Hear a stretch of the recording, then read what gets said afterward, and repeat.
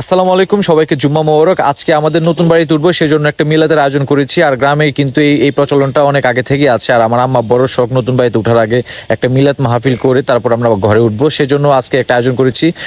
10 জন হুজুর এবং এতিম বাচ্চাদেরকে আমরা দাওয়াত দিয়েছি আজকে জুম্মার পরে।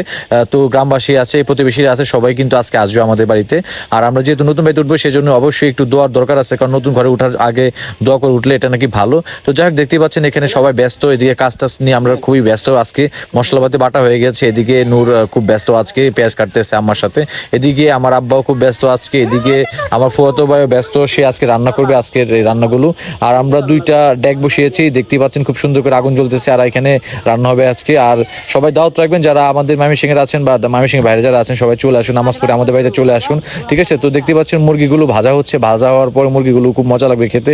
এদিকে রাঁধুনি মশলা আনা হয়েছে, এদিকে চালগুলো ভিজিয়ে রাখা হয়েছে, পোলার চালগুলো ভিজিয়ে রাখলে নাকি ভালো, এই জন্য ভিজিয়ে রাখা হয়েছে। তো আমরা সেকেন্ড পার্ট আপলোড করবো আবারও। ঠিক আছে? সবাই চোখ রাখুন।